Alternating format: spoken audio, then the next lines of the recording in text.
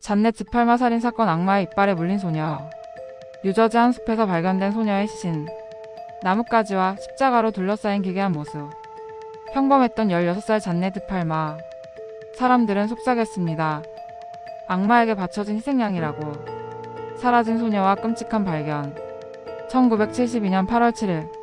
늦은 오후 잔넷은 친구를 만나기 위해 집을 나섰습니다. 가족들은 그녀가 밤늦게까지 돌아오지 않자 단순한 가출이라고 생각했습니다. 하지만 잔넷은 그날 이후 영원히 돌아오지 않았습니다. 6주간의 기나긴 침묵 끝에 끔찍한 진실이 밝혀졌습니다. 9월 19일 한 동네 개가 숲속에서 인간의 팔을 물고 오면서 모든 것이 시작됩니다. 이 소름 끼치는 발견은 지역 경찰을 경악하게 만들었고 즉각적인 수색 작전이 시작되었습니다. 그리고 마침내 잔넷 드팔마의 시신이 발견되었습니다. 그곳은 링컨파크의 한 채석장 절벽. 지역 주민들이 악마의 이빨이라고 부르며 피했던 음산한 곳이었습니다. 그리고 그곳에서 발견된 잔넷의 시신은 단순한 죽음이 아니었음을 섬뜩하게 증언하고 있었습니다. 미스터리의 무대 살인 현장. 경찰을 비롯한 모두가 경악했던 것은 시신이 발견된 방식이었습니다. 그녀의 시신은 나뭇가지와 통나무로 엮어 만든 마치 누군가 의도적으로 만든 듯한 조악한 관 속에 놓여 있었습니다. 시신 주변에는 여러 개의 작은 나무 십자가가 박혀 있었습니다.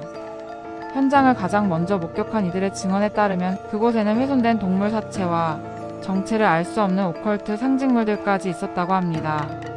이것은 단순한 살인이 아니었습니다. 누군가 의도적으로 죽음의 의식을 연출하려 한 것처럼 보였습니다. 뛰어 이어진 부검 결과는 미스터리를 더욱 증폭시켰습니다. 총상이나 칼자국 같은 외상은 전혀 없었습니다. 사인은 오직 교살로 추정될 뿐. 그런데 여기서 과학은 모두를 경악하게 만드는 한 가지 사실을 밝혀냅니다.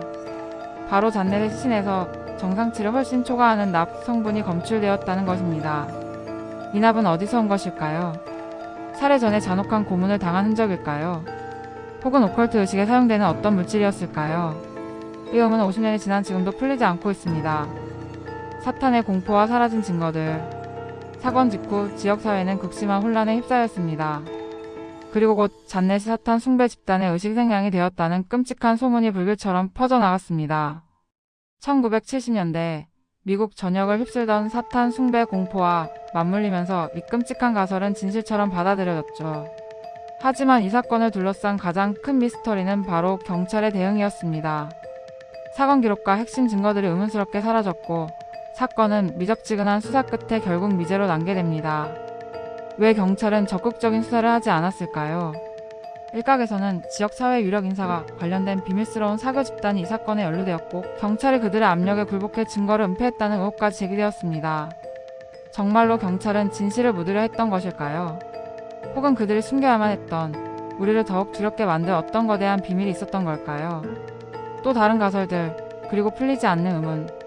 수십 년이 흐른 뒤 이 사건은 또 다른 방향으로 재조명되기 시작했습니다. 잔넷이 사탄 숭배의 희생양이 아니라 단순한 히치하이킹 도중 연쇄 살인범에게 희생되었을 가능성이 제기된 것입니다. 특히 토르소 킬러로 알려진 리처드 코팅엄은 2021년 자신이 잔넷을 납치하고 살해했을 가능성을 언급하며 세상을 다시 한번 충격에 빠뜨렸습니다. 하지만 이 역시 확실한 증거는 없으며 여전히 많은 의문이 남아있습니다.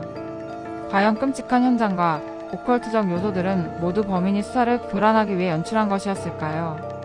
혹은 잔넷의 죽음은 어떤 초자연적인 힘과 얽혀있는 것일까요? 잔넷 드팔마 살인사건. 50년이 넘도록 풀리지 않는 이미지 사건은 우리에게 질문을 던지고 있습니다. 과연 진실은 끔찍한 의식이었을까요? 아니면 단순히 연출된 기만이었을까요? 아직도 그녀의 신이 발견된 그 숲은 그날의 끔찍한 진실을 침묵하며 지키고 있습니다.